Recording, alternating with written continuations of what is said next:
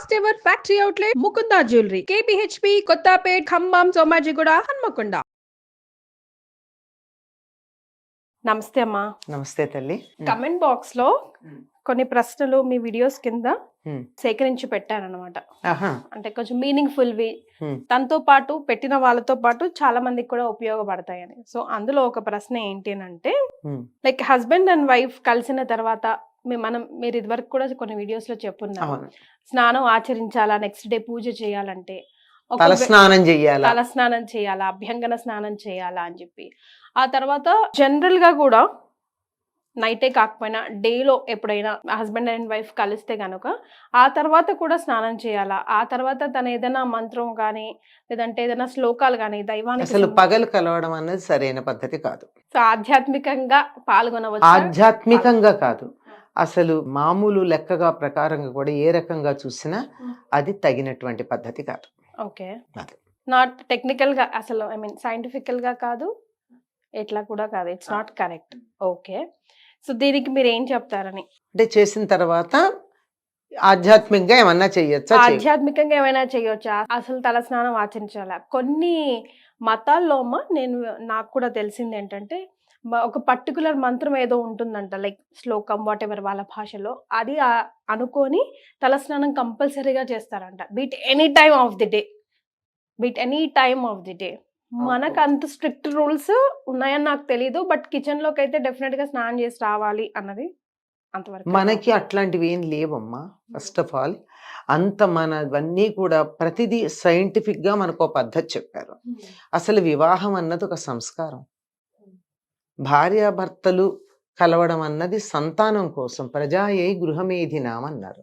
సంతానం కోసం మాత్రమే భార్యాభర్తల మధ్య ఆ రకమైన శృంగార సంబంధం ఉంటుంది. అది కాని సందర్భంలో ఇద్దరు మిత్రుల్లాగా ఉండాలి. పెళ్ళప్పుడే చెప్తారు కదా, స్నేహేన పాలయ, స్నేహంగా చూసుకోవయ్యా మా అమ్మాయినని చెప్పి పాలల్లో చేతులు అద్దించి అందరికి అప్పచెప్తారు. ఒక్క సంతానేచ్ఛ కలిగినప్పుడు మాత్రమే వారిద్దరి మధ్య ఈ రకమైన శృంగార సంబంధం ఉంటుంది. అది కాక ఎప్పుడెప్పుడు మంచి సంతానం కావాలో దానికి సంబంధించి కొన్ని నియమాలు చెప్పారు. ఈ తిథుల్లో, ఈ వారాల్లో, ఈ సందర్భాల్లో దూరంగా ఉండండి, మంచి సంతానం కలగదు ఈ సమయానికి. కనుక అది కాని సమయాల్లో గనక మీరు కలిసినట్టయితే మంచి సంతానం కలుగుతుంది అని చెప్పారు. ఆ నియమాలు పాటిస్తే సరిపోతుంది. కాకపోతే ఇప్పుడు మీకు వచ్చిన అనుమానాలు ఏమిటి అంటే, ఇప్పుడు డే అండ్ నైట్ షిఫ్ట్స్ అట్లా రకరకాలు ఉంటాయి కదమ్మా, మేబీ దాంట్లో నుంచి ఆ వచ్చిన ప్రశ్న ఏమో, ఆ అనుమానం నుంచి. డే అండ్ నైట్ అని కూడా అడిగారా ప్రశ్నలు? అదే డే అండ్ నైట్ అని క్లియర్ గా అడిగి, ఆ తర్వాత కూడా ఒకవేళ ఇఫ్ ఎట్ ఆల్ ఆ తర్వాత తన ఏమైనా దైవ కార్యక్రమంలో పాల్గొనొచ్చా, ఏదైనా శ్లోకాలు అనుకోవచ్చా, దానికి ఏమైనా తప్పుందా? శ్లోకాలు అనుకోవడానికి ఏమీ తప్పు లేదమ్మా. ఇప్పుడు మీకు కొంతమందికి కొన్ని మంత్రాలు నిరంతరం నడుస్తాయమ్మా. ఎట్లా అంటే, కొంతమందికి ఎప్పుడు కూడా శ్వాస పీల్చినంత ఇదిగా రామరామ రామరామ అనుకుంటూ ఉంటారు. అలాగే కొంతమంది నమశివాయ అనుకుంటూ ఉంటారు. అట్లా అనుకుంటూ ఉండేటటువంటిది ఆ సమయంలో కూడా వాళ్ళ మనస్సులో రావచ్చు, తప్పేం లేదు. ఆ తర్వాత కూడా ఆ మంత్రాలు కానీ, అదే మంత్రం అనడానికి వీల్లేదు, ఆ నామం కానీ ఆ శ్లోకం కానీ మనసులోకి వస్తే తప్పేం లేదు. పైకి చదవడానికి అభ్యంతరాలు ఉంటాయి కానీ మనస్సులోకి వస్తే అనుకోవడానికి ఎటువంటి అభ్యంతరం ఉండదు. నిరంతరం ఏ పని చేస్తున్నా ఒక నామము, ఒక పేరు మనం అనుకుంటూ ఉంటే అది మనసులో ఉంటుంది. అంతెందుకు, మనం ఏదన్నా ఒక సినిమా చూసేస్తే ఒక పాట ఉంది, ఆ పాట మనం నిద్రపోతున్నా, పని చేస్తున్నా, ఏం చేస్తున్నా ఆ ట్యూన్ మనలో తిరుగుతూ ఉంటుంది. ఆ విధంగా ఏదైనా శ్లోకాలు కానీ స్తోత్రాలు కానీ మనసులోకి వస్తే పైకి అనకుండా లోపల అనుకోవడంలో ఎటువంటి తప్పు లేదు, ఆ దోషమేం లేదు. పైకంటేనే సమస్యలన్నీ వచ్చేది అంతే. ఆ తర్వాత ఆధ్యాత్మిక కార్యక్రమాల్లో పాల్గొనాలంటే మాత్రం ఆధ్యాత్మిక మార్గంలో ఉన్న వాళ్ళు పగటిపూట దాంపత్య ధర్మాన్ని ఎందుకు నిర్వర్తిస్తారమ్మా? అది తప్పు. ఒకటి, ఏదో అనుకోకుండా కొన్ని సందర్భాల్లో ఎవరి చేతుల్లో లేని పరిస్థితులు కొన్ని ఉన్నాయి అని అనుకుందాం, నాకు తెలిసి ఉండవు, ఇద్దరిలో ఎవరో ఒకళ్ళు లొంగితే తప్ప ఉండవు. అలాంటి సందర్భంలో మాత్రం ఆ పూటకి ఇంకేం చేస్తారు, మర్నాడు మామూలుగా స్నానం చేసి కార్యక్రమంలో పాల్గొనవచ్చు. అంటే ఆ పూటకి ఇంకా చేసేదేముంది, అయిపోయింది కదా. మీరు దాంపత్య ధర్మం నిర్వర్తించారంటే రాత్రి అయిపోయినట్లు లెక్క, కనుక తెల్లారాకే చేసుకోవాలి ఏదైనా. అంతే. అంచేత మనసులో మీకు నచ్చిన దేవుణ్ణి తలుచుకోవడం కానీ, ఆ దేవుడి నామాన్ని అనుకోవడం కానీ, ఆ దేవుడికి సంబంధించిన స్తోత్రాలు పైకి కాకుండా లోపల చదువుకోవడానికి కానీ ఎటువంటి అభ్యంతరం లేదమ్మా. ఏ సందర్భంలోనూ అభ్యంతరం ఉండదు. ఈ సందర్భమే కాదు, గుర్తుపెట్టుకోండి. ఇంకా మీరు మళ్ళీ మళ్ళీ అడగక్కర్లే. ఎప్పుడైనా సరే నిరంతరం పెదిమ దాటి బయటికి రాకుండా భగవన్నామం తలుచుకోవచ్చు, స్తోత్రాలు చేసుకోవచ్చు. బాహ్య పరిస్థితులతో సంబంధం లేదు. ఓకే. స్నానం చేశామా చేయలేదా అన్న సంబంధం కూడా ఉండదు. రామరామ అనుకోవడానికి స్నానం చేయాల్సిన పని ఏముందమ్మా? పైకంటే గాని సమస్య. మీ మనసులో అనుకుంటూ ఉండండి, మీ పనులు మీరు నిర్వర్తించుకుంటూ ఉండండి, తప్పేం లేదు. నా ఫ్రెండ్ ఒక అమ్మాయి ఉందమ్మా, వాళ్ళ ఇంట్లో చాలా స్ట్రిక్ట్ రూల్స్ అంట.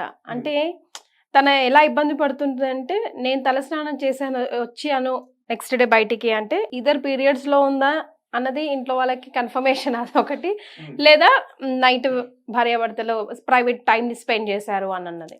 అంత ఉండాలా? అసలు భార్యాభర్తలు కలిసిన తర్వాత అమ్మాయి తలస్నానం చేయాల్సిన పని లేదని చెప్తున్నాయమ్మా శాస్త్రాలు. అది తప్పు పని కాదు కదమ్మా. అక్రమ సంబంధాలు అయితే తప్పు పని, కానీ సక్రమ సంబంధాలు అందరి చేత, పెద్దల చేత, శాస్త్రం చేత అంగీకరించబడిన సంబంధంలో తప్పేముంది? వివాహం చేసినప్పుడే అందులో తెలుస్తోంది కదా, వారిద్దరూ సంతానం కోసం వివాహం చేసుకున్నారు.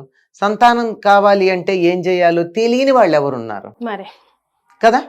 కనుక అది తప్పు పని ఎట్లా అవుతుంది? ఆ దానికి ఉన్న పవిత్రతని మనం ఉంచినంత కాలం, పవిత్రతని కాపాడుకున్నంత కాలం అది తప్పు పని కాదు. అందువల్ల దానికి తప్పనిసరిగా తలస్నానం చెయ్యాలి అని నియమం లేదు. కానీ పురుషులు మాత్రం చేస్తారమ్మా. పురుషులు మాత్రం చెయ్యాలి. కనీసం ఒంటి మీద నీళ్లు పోసుకోవాలని చెప్తారు. అంటే ఇంట్లో రోజు నిత్యం, ఆ తర్వాత కూడా రోజు దీపారాధన వాళ్ళే చేయాలి కాబట్టి వాళ్ళే చేయాలి. పైగా ఒకవేళ ఆడవాళ్ళు చేయాల్సి వచ్చినా తలస్నానం చేయాల్సిన పని లేదు. మగవాళ్ళు మాత్రం నిత్యం చెయ్యాలని మనకు శాస్త్రం చెప్తోంది. కానీ వాళ్ళు ఏం పాటించరు. కానీ ఆడవాళ్ళు ఏం చేయాలో మనం రోజు చెప్పుకుంటాం కదా. వాళ్ళు ఏం చేయాలో ఎందుకు చెప్పము? అంచేత ఏమవుతోందంటే ఒక పార్టే మనం ఒకదాని గురించి ఎక్కువ హైలైట్ చేస్తున్నాం తప్ప రెండో దాని గురించి కూడా చెప్పుకున్నప్పుడు సమగ్రమైన అవగాహన ఉంటుందమ్మా. అక్రమ సంబంధం కానంత కాలం దోషం కాదు. మంచి సంతానం కావాలంటే మాత్రం నిషిద్ధ సమయాల్లో భార్యాభర్తలు దూరంగా ఉండడం మంచిది. చేత ఆ సమయంలో దైవం గుర్తొస్తే మరీ మంచిది. దైవభావన కలిగినటువంటి సంతానం కలుగుతుంది. స్తోత్రాలు మనసులో అనుకున్నంత మాత్రాన మనకి పాపం ఏమీ రాదు. ఆ భావన కాబోయే సంతానానికి కూడా కలిగేటటువంటి అవకాశం ఉంటుంది. కనుక అటువంటి దోషం ఏమీ లేదమ్మా. Right. Thank you so much అమ్మా. నమస్తే అమ్మా.